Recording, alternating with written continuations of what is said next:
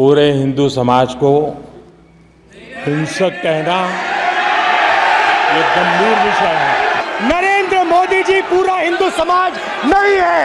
ভারতের প্রধানমন্ত্রী নরেন্দ্র মোদী আর বিরোধী দলের নেতা রাহুল গান্ধীর পাল্টাপাল্টি বক্তব্যে সোমবার উত্তাল হয়ে ওঠে ভারতের 18তম লোকসভার অধিবেশন।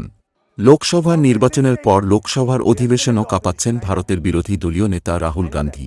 And I'm happy and proud to be in the opposition. প্রথম অধিবেশনে দেয়া রাহুলের প্রথম বক্তব্যেই টালমাটাল ক্ষমতাসীন এনডিএ জোট। ভারতের তরুণ তুর্কি নেতাকে থামাতে কম চেষ্টা করেননি বিজেপি নেতারা। তুমুল হট্টগোলে উত্তাল হয়ে ওঠে লোকসভা। তবে রাহুল গান্ধীকে থামাতে সরকার দলীয় সদস্যদের এমন আচরণে খেপেছেন প্রধানমন্ত্রী নরেন্দ্র মোদী। সবার প্রতি আহ্বান জানিয়েছেন সংসদীয় রীতি অনুসরণ করার। সেই সঙ্গে লোকসভায় এনডিএ জোটের সদস্যদের কাছ থেকে অনুকরণীয় আচরণ প্রত্যাশা করেন বলেও জানান মোদী। সেই সঙ্গে প্রধানমন্ত্রী সংসদ সদস্যদের মনে করিয়ে দিয়েছেন জাতির সেবায় তারা সংসদে এসেছেন এবং সেটি মনে রাখতে হবে। সংসদ অধিবেশনে সদস্যদের কিভাবে আচরণ করতে হবে তা নিয়েও তালিম দিয়েছেন মোদী। भारत की जनता ने हमें तीसरी बार देश की सेवा करने का मौका दिया है। নির্বাচনী এলাকা এবং জাতীয় গুরুত্বপূর্ণ ইস্যুতে কথা বলার আহ্বানও জানিয়েছেন।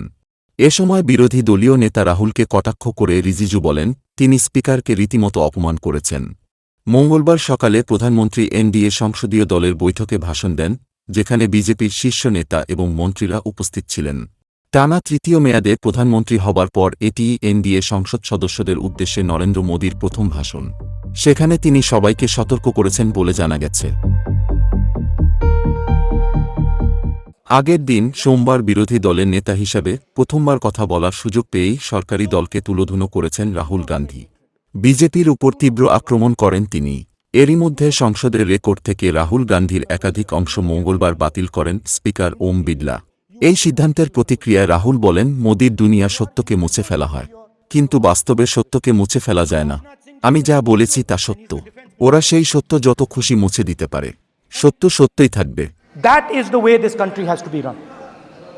And we as the opposition, don't take us as your enemies. We are not your enemies. সোমবার বিরোধী দলনেতা রাহুলের হিন্দু মন্তব্যের জেরে উত্তাল হয় লোকসভা। হইচই শুরু হয়ে যায় ট্রেজারি বেঞ্চ থেকে। রাহুলকে ক্ষমা চাইতে হবে বলে দাবি তোলেন বিজেপি সাংসদেরা। এমনকি রাহুলের বক্তব্যের মাঝেই নিজের আসন থেকে উঠে বক্তব্য দেন প্রধানমন্ত্রী নরেন্দ্র মোদী। पूरे हिंदू समाज को हिंसक कहना ये गंभीर विषय है। রাহুল বলেন হিন্দু মহাপুরুষরা অহিংসার পথ দেখিয়ে গেছেন, তবে নিজেদের হিন্দু দাবি করা বিজেপি শুধু হিংসা ছড়ায়। এ সময় প্রধানমন্ত্রী নরেন্দ্র মোদী উঠে দাঁড়িয়ে বলেন গোটা হিন্দু সমাজকে এভাবে বলা হচ্ছে, এটা খুবই গুরুতর বিষয়। পাল্টা জবাবে রাহুল গান্ধী বলেন নরেন্দ্র মোদী কিন্তু গোটা হিন্দু সমাজ নন। বিজেপি পুরো হিন্দু সমাজ নয়, আরএসএস গোটা হিন্দু সমাজ নয়। এ সময় রাহুল গান্ধী দেবতা শিবের একটি ছবি তুলে ধরেন, তবে তাতে বাধা দিয়ে স্পিকার ওম বিড়লা বলেন সংসদে কোনো প্ল্যাকার্ড প্রদর্শনের নিয়ম নেই। आपके माननीय सदस्यगण 353 का नियम बता रहे थे, 352 का नियम बता। No no no no no please please please no. आपने कहा इस नियम प्रक्रिया से सदन चलना चाहिए। नियम प्रक्रिया में कोई भी प्ले कार्ड कोई भी चिन्ह को सदन में नहीं दिखाया जा सकता। জবাবে রাহুল বলেন হিন্দুদের মনে কোনো ভয় নেই, হিংসা নেই, ঘৃণা নেই। তবে এই বিজেপি ভয় ছড়িয়ে দেয়, 2-4 ঘণ্টা ঘৃণা ছড়াতে থাকে। শ্যামবার সংসদে বক্তৃতা করতে গিয়ে হঠাৎ স্পিকারের উদ্দেশ্যে রাহুল প্রশ্ন ছুড়ে দেন। কংগ্রেসের এই এমপি বলেন আমি দেখেছি মোদিজি সামনে এলে আপনি মাথা নত করেন, কেন করেন বলুন তা। मैं सब दिखाना चाहता था। Speaker sir,